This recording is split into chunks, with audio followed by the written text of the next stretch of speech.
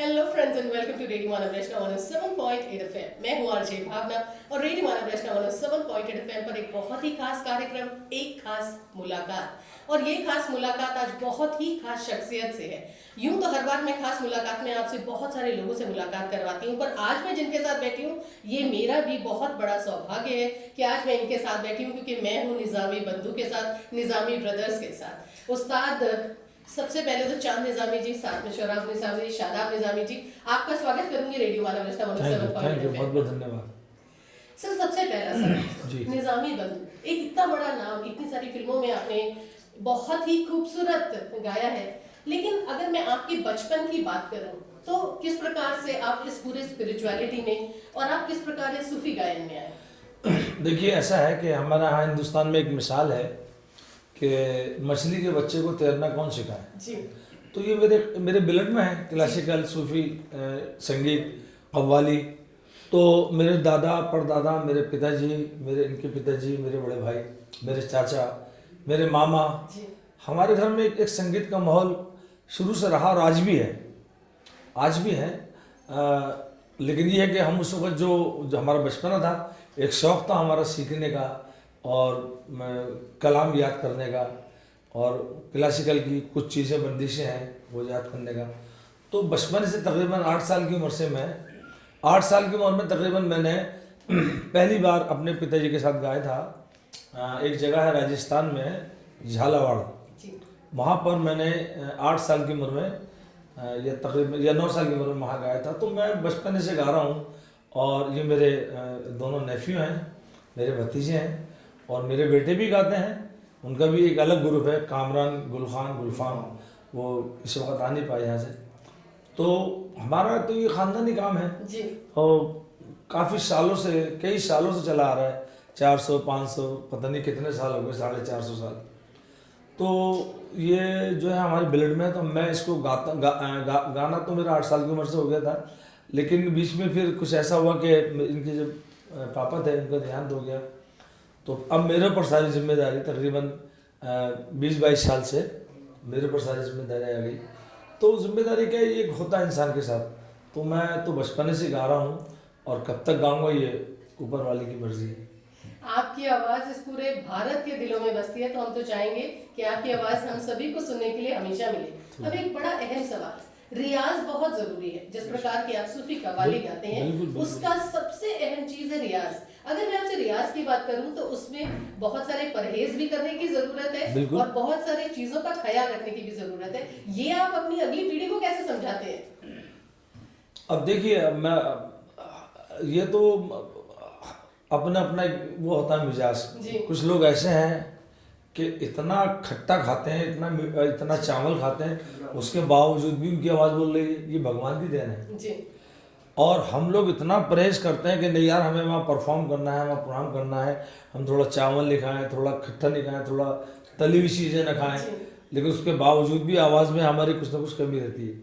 तो इससे कोई फ़र्क नहीं पड़ता है, लेकिन हाँ, एहतियात ज़रूरी है। एहतियात मतलब कि परहेज ज़रूरी है। मैं परहेज करता हूँ। अभी मेरा तकरीबन 15 दिन से मैं कंटिन्यू गा रहा हूँ। ये मैं यहाँ के गाने के बाद फिर मेरा एक प्रोग्राम है, कल परसों भी है। तो हम थोड़ा गाते हैं, जब हमारे प्रोग्राम होते हैं कंटिन्यू, तो हम उसमें थोड़ा हम उसमें परहेज करते हैं, मतलब खट्टे का, मीठे का। अभी यहाँ दही बड़े अच्छे से इसलिए मैंने खा ली है तो वो हम करते हैं, लेकिन ऐसा नहीं करते कि बिल्कुल ही खाना पीना छोड़ देते हैं। करते हैं परहेज, क्योंकि हमारा जो गाना है वो एक सूफी कव्वाली जो है हमारा, एक मतलब एक फ़कीराना अंदाज है हमारा। हम लोग अपने जो हमारे जिस दरबार से हम ताल्लुक़ रखते हैं, हज़रत निज़ामुद्दीन औलिया, हज़रत अमीर खुसरो के दरबार से, हम उनका तसव्वुर करके, उनको दिल में याद करके, और हम भगवान का, अल्लाह का नाम लेके, जिसका भी नाम लो आप, हम शुरू हो जाते हैं। और जब हम शुरू होते हैं तो किसी शायर ने कहा भी है कि दिल से जो बात निकलती है असर रखती है। तो जाहिर है जब हम दिल से गाएंगे, देखिए गाना जो है ना, जब तक गाने वालों को अपना गाना खुद पसंद नहीं आएगा तो वो सामने वालों को पसंद नहीं आएगा। तो ये हम करते हैं, हम उसका नाम लेकर अपना शुरू हो जाते हैं, और वो फिर लाज रखता है, हमारी इज्जत रखता है। बाकी परहेज तो करते ही हैं जब कंटिन्यू प्रोग्राम होता है तो, या इंडिया से बाहर जाते हैं तो। आपने बड़ी खूबसूरत सी बात कही, सूफी। और जब हम सूफी की बात करते हैं तो हम चाहे उसे अल्लाह कहें, भगवान कहें या एक ही बात। जीसस कहें, किसी भी नाम से, बिल्कुल। हमें वो एकदम उनसे कनेक्ट कर देती है। तो जब आप सूफी कवाली खुद लिखते हैं, जब खुद आप सोचते हैं, सो क्या बहुत ज्यादा मेहनत लगती है या आपको लगता है कि अंदर से ही आ जाता है? नहीं, कभी कभार तो लिखता भी हूँ मैं, ऐसी बात नहीं, लेकिन कभी कभार ऐसा होता है जी कि अंदर से ऑटोमेटिक ऊपर से हमारा कहते हैं उर्दू में आमद, जी एक वही कह लीजिए, आमद कह लीजिए, आमद होती है ऊपर से। जैसे अभी मैंने एक शेर पढ़ा था, तकरीबन कोई 25 साल के बाद मैंने वो शेर पढ़ा। जी आपने शायद सुना होगा कि मुझे क्यों रोक रहे हो तुम उसकी पूजा से, मुझे क्यों रोक रहे हो तुम उसकी पूजा से, उसी से क्यों नहीं कहते कि देवता न लगे।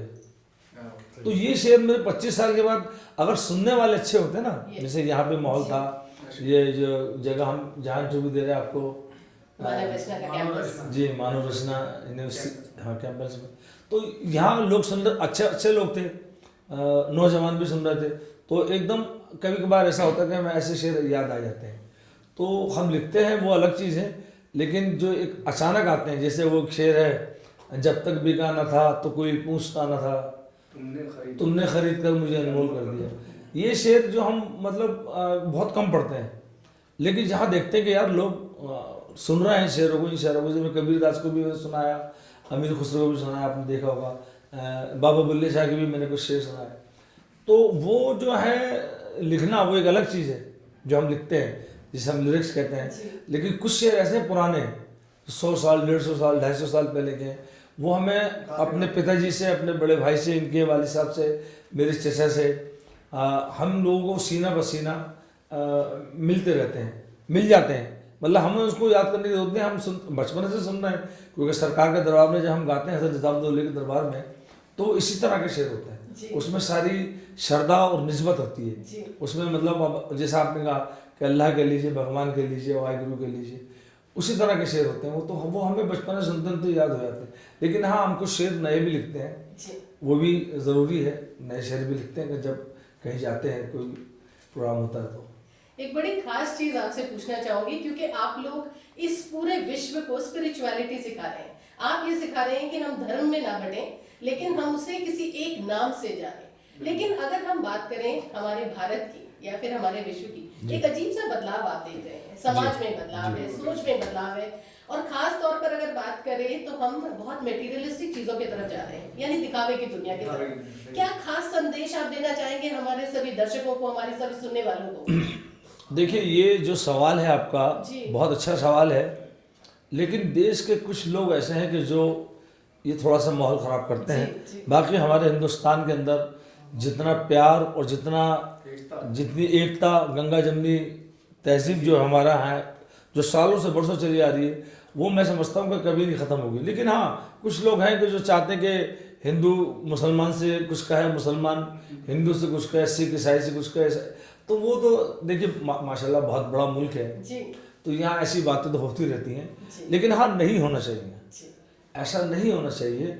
और ये जिसने देश बनाया है, जिनका नाम गांधी है, गांधी जी ने हम कहते हैं, जो हमारे बुजुर्ग हैं, और उनकी ये नियत थी कि ये मैं देश बनाऊं और यहाँ सब मिलजुल कर रहें।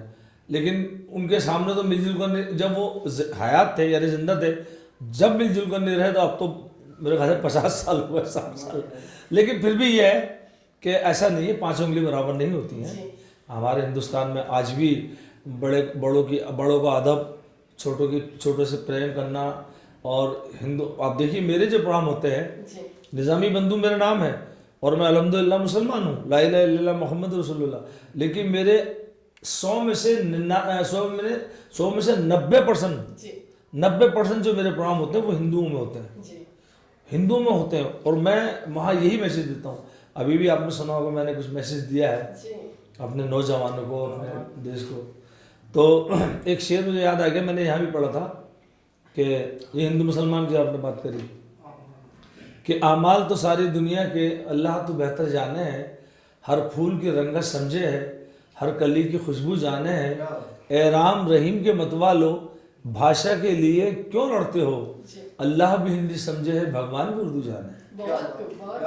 और आपने ये बात कही है तो मुझे एक चीज याद आई है कि आप लोग एक बहुत जाना माना नाम है, करोड़ों लोग आपके फैन हैं, और इस तरीके का जब स्टेचर आपका आ जाता है, जब आप इस मुकाम पर पहुंच जाते हैं, तो एक बहुत बड़ी जिम्मेदारी आप पर आ जाती है, और वो जिम्मेदारी है कि जब जब आपके मुख से कुछ निकले वो बहुत ऐसा हो जो पूरे समाज के लिए एक बदलाव लेकर आए। तो कभी आप जब परफॉर्म कर रहे होते हैं तो कभी लगता नहीं है कि मुझ पर इतनी बड़ी जिम्मेदारी है, जिस भी ऑडियंस को मैं आज, अगर आप एक कैंपस में आए हैं तो आपको इस बात का पूरा ख्याल था कि मैं एक यूनिवर्सिटी के कैंपस में हूँ, तो मुझे ऐसी सूफी कव्वाली ही गानी चाहिए जिससे लोगों को एक अच्छा सा मैसेज पहुंचे, तो ये लगता है एक जिम्मेदारी आ जाती है। हाँ, कभी कभार ऐसा हो जाता है कि कुछ महफिल में, ये तो यहाँ तो खैर 200, 250, 300 लोग थे, हम तो आपकी दुआ से 5-5 हज़ार आदमी के बीच में गाते हैं, 8-8 हज़ार आदमी, वो बहुत बड़ा मजमा होता है। जैसे कि अलीगढ़ महोत्सव है, या जैसे अभी हम गए थे सहारनपुर महोत्सव में, हुनर हाट में,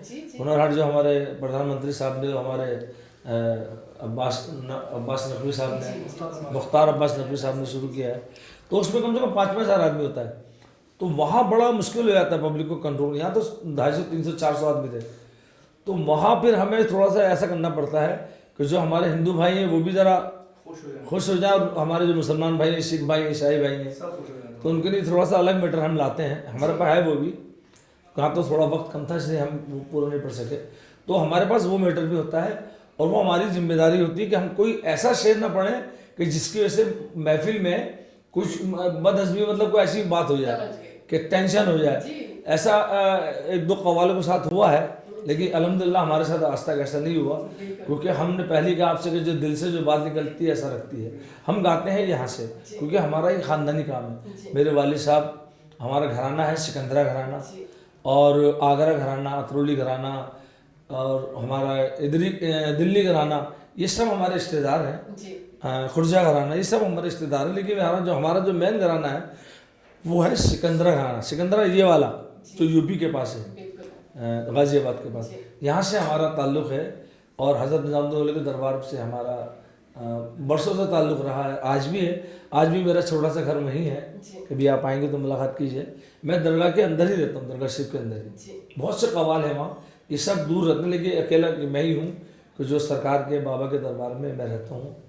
तो हमें लोग बड़ा अच्छा रिस्पॉन्स देते हैं जब हम अच्छे शेर पढ़ते हैं, और हम कोशिश करते हैं कि हम वन साइड ना पढ़ें कि साहब खाली हम हिंदुओं को नहीं पढ़े जा रहे हैं साहब, या खाली हम मुसलमानों को नहीं पढ़े, ऐसे कुछ नहीं। हम ऐसे शेर और ऐसे अशार और ऐसा माहौल बना देते हैं कि लोग उसमें मतलब महब हो जाते हैं। और कुछ कव्वाली हम ऐसी गाते हैं कि जिसमें वो एक राग का भी हिसाब होता है।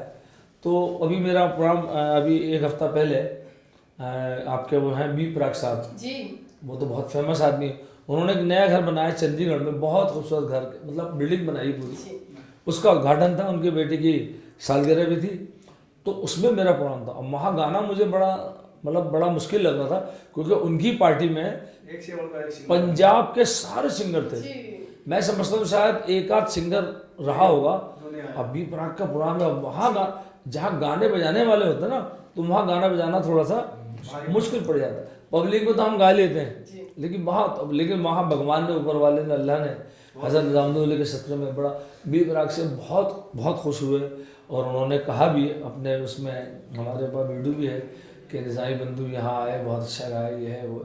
तो हम जो है गाना गाते हैं, हमारे लिए असल में हमारे लिए जो संगीत है ना, वो एक इबादत है, एक पूजा है। और कुछ लोगों का कहना है कि भाई ये बिजनेस है। ठीक है, बिजनेस मानता हूँ कि पैसा भी ज़रूरी है इंसान के लिए, लेकिन कुछ संगीत ऐसे हैं जैसे सूफी संगीत है, जो दरबारों में, खानखाहों में, जो अजमेर में और ख्वाजा निज़ामुद्दौला के दरबार में, कुतुबुद्दीन बख्तियार काकी, या कलियर में, या यहाँ गाया जाता है, तो उसमें पैसों की कोई ऐसी बात नहीं होती है। अब ये स्पीक में जो चला रहे हैं हमारे डॉक्टर किरण सेठ साहब, इन्होंने तकरीबन मैं समझता हूँ 40 या 45 साल पहले, है ना, इसको शुरू किया था। और उन्होंने इस मिशन को चलाने की वजह से, आपको शायद पता होगा, किरण सेठ साहब ने इस मिशन को चलाने की वजह से शादी नहीं करी। वो कहने लगे अगर मैं शादी करता तो हो सकता है मेरी बीवी पता नहीं कैसी आई थी, क्या होता। उन्होंने कहा मेरी शादी तो हो गई। तो वो आज भी, अब तो खैर वो बहुत बीमार हैं, अभी तो वो हयात हैं, जिंदा हैं। तो उन्होंने वही हिसाब हमारा है कि ये संगीत जो है ना, सूफी संगीत, ये ठीक है, हम लोगों ने फिल्मों में गाया, रॉक स्टार में गाया, फिल्म यहाँ में गाया, कलंक में गाया, बजरंगी भाईजान में गाया। अब एक फिल्म आ रही है हमारे आजमगढ़, एक फिल्म इंशाल्लाह देखिए, दुआ करिए अल्लाह से कि क्या है वो, गदर 2। हाँ, तो ये फिल्मों में गाने एक अलग बात है, वो भी ज़रूरी है, लेकिन हमारा जो है ख़ानदानी काम है। लोग कहते हैं साहब ये कव्वाली कुछ कम हो गई, लोग सुन, मैं कहता हूँ कव्वाली कम हो गई है कोई बात नहीं, सूफी कव्वाली ये कम हो रही है, जिसमें कोई शक नहीं, स्पीक मेकर्स को ऊपर ला रहा है आहिस्ता आहिस्ता, लेकिन जो खानकाएँ हैं, जो दरगाह हैं, वहाँ से ये कव्वाली ख़त्म ही नहीं हो सकती। अगर बड़े बड़े फेस्टिवल नहीं हो, बड़े बड़े प्रोग्राम ना हो, बड़े बड़े स्टेज हमें ना मिले, हमें कोई गम नहीं, लेकिन जो खानकाएँ हैं, जो दरगाह हैं, जैसे हज़रत निज़ामुद्दौला की दरगाह है, अजमेर में उनका मज़ार है ख्वाजा साहब का, यहाँ से कव्वाली ख़त्म ही नहीं हो सकती, क्योंकि यहीं से वो उठी है। तो वो अलग बात है कि फेस्टिवल ना हो, लेकिन वहाँ से कव्वाली, हाँ अगर दुनिया ख़त्म हो जाए तो बात दूसरी है, दुनिया ख़त्म हो जाए तो कुछ में कुछ कर नहीं सकते। तो वो चीज़ हम दिल से गाते हैं, और हमारे बुजुर्गों ने भी ये सिखाया कि बेटा जो गाओ उसको दिल से गाओ और ईमानदारी से पढ़ो शेर, और अपने तलफ़ुज़ यानी जो हाँ वो ज़रूरी है। ऐसा नहीं कि मैं शीन की जगह सा बोल दूँ या ला की जगह ना बोल दूँ, कुछ लफ्ज़ ऐसे होते ना, तो वो भी बहुत ज़रूरी है, तो वो हमें सीखना पड़ता है। तो हम तो अभी तक जहाँ परफॉर्म करते हैं आपको जनता का हमेशा बहुत सारा प्यार मिलता है, और अगर आपने देखा है क्योंकि खुद निजामी बंधु हर जगह नहीं हो सकते हैं, तो फिल्मों के जरिए या फिर इनकी आवाज के जरिए हम ये कोशिश करते हैं कि इन्हें हम आप तक जरूर पहुंचाएं, और एक ऐसी ही कोशिश हमारी इस खास मुलाकात से है। ये खास मुलाकात है निजामी बंधु से, और आप देख रहे हैं कि आज ही हमारे साथ बैठे हैं। एक सवाल मैं अगली जनरेशन से जरूर करना चाहूंगी, शाहदाद जी सौराब जी हमारे साथ हैं, आपसे ये जानना चाहूंगी, आपकी जो अगली जनरेशन यानी आपके दोनों बेटे, लगता होगा एक रिस्पॉन्सिबिलिटी है, उन्हें भी ये सिखाना है, क्योंकि ये एक लेगेसी है जिसे आप आगे लेकर जाना चाहते हैं। सो क्या कभी कोई मुश्किल आती है, क्योंकि ये नई जनरेशन है, इसकी सोच अलग है? अभी मुश्किल तो ये है कि छोटे हैं बच्चे अभी जी, मगर माशाल्लाह अल्हम्दुलिल्लाह चाचा ने जैसे बताया आपको, घर में हमारे यही माहौल है जी, मगर उसके साथ सिखाना भी जरूरी है जी। तो चाचा लेके बैठते हैं हमारे बच्चों को, अपना हमारे छोटे भाई हैं उनको जी, तो थोड़ा ध्यान पढ़ाई भी उनका बढ़ा हुआ है जी। अभी तो फिलहाल तो आपको पता है 2-2.5 साल से ऐसा मामला चल रहा है कि बच्चों की पढ़ाई भी नहीं हो रही, और बच्चे स्कूल जाते टाइम मतलब खुश नहीं होते थे, रोते थे, ये करते, लेकिन अब बच्चे भी बेजार होगा, वो अपने मुंह से करके हम जाएंगे, उसमें वो रियाज भी नहीं कर पाए अच्छी तरह, क्योंकि आदमी पहले अपने हालात को देखेगा या रियाज करेगा। अब जो बीच में 1.5-2 साल से हालात थे, वैसे तो अल्लाह का करम है हम जहाँ रहते हैं दरबार में, वहाँ तो 24 घंटे लंगर चलता है बाबा का, तो लेकिन बच्चों को अभी सिखा रहे हैं, मैं भी सिखा रहा हूँ माशाल्लाह, इनके बच्चे तो फिर छोटे हैं अभी, तो कोशिश हमारी यही है, मेरे बेटे भी हैं कामरान, गुलफान, उनका अपना ग्रुप है, आज उनको वो हाँ किसी जगह बात करने गए थे, तो मतलब ये कि हमारी कोशिश ये है कि हमारे बच्चे गाएं, बजाएं, सीखें, क्लासिकल हो, सूफी कव्वाली हो। अब आगे उनकी आने वाले 10 साल 20 साल के बाद क्या हो वो नहीं कह सकते हैं, लेकिन वो कुछ भी बिजनेस करें, लेकिन दरगाह के कव्वाल माने जाएंगे, वो रहेंगे कव्वाली कि हज़रत निज़ामुद्दौला के ये हम कव्वाल हैं, चाहे वो इंजीनियर बन जाए या अंबानी से ऊपर हो जाए, कुछ भी हो जाए, लेकिन रहेंगे कव्वाल। एक बात बता रहा हूँ, तो हमारी कोशिश है कि हम अपने बच्चों को सिखाते हैं, ये भी सिखा रहे हैं, मैं भी सिखा रहा हूँ माशाल्लाह, ये इनके तो बच्चे छोटे हैं, तो कोशिश ये कि सीखे बच्चे, अच्छी बात है। सो ये वो जनरेशन है जो अगली जनरेशन को वाकई अपनी लेगेसी तो दे रही है, जिम्मेदारी तो दे रही है, लेकिन साथ के साथ ये छूट भी दे रही है कि वो जिंदगी के डिसीजंस खुद लें, लेकिन जेनेटिकली रहेंगे तो वो हमेशा इस खानदान का हिस्सा। बहुत सारे लिसनर्स और साथ के साथ बहुत सारे लोग फिलहाल आपको इस खास मुलाकात के जरिए सुन रहे हैं, क्या खास संदेश उन्हें देकर जाना चाहेंगे? देखिए संदेश तो ये है कि आजकल तो चारों तरफ हिंदुस्तान में संदेश ही संदेश चल रहा है, लेकिन मैं एक संदेश देना चाहता हूँ, क्योंकि मैं एक आर्टिस्ट हूँ और मेरे लिए कोई धर्म, कोई मज़हब ऐसा नहीं है, सब बराबर है मेरे लिए। तो वो एक शेर याद आ गया मुझे, पुराना शेर है, मेरे पिताजी पढ़ते थे, हाथ से हिंदू बन गए और माँ से मुस्लिम बने, हाथ से हिंदू बन गए और माँ से मुस्लिम बने, और हाँ माँ जब मिल गई तब हम बने। अरे कितनी खूबसूरत बात कही है, कितना खूबसूरत सा संदेश दिया है। इसी बात पर तहे दिल से धन्यवाद कहना चाहूंगी। बहुत ही पेशेंटली आपने मेरे सभी सवालों का जवाब दिया। तहे दिल से धन्यवाद। आप आज हमारे शो की शोभा करें। बहुत बहुत धन्यवाद। दोस्तों मैं तो ले रही हूँ आपसे इजाजत, लेकिन आप कहीं नहीं जाएंगे। आप जुड़े रहेंगे अपने फेवरेट रेडियो स्टेशन यानी रेडियो 107.8 FM के साथ। Feel good, feel live.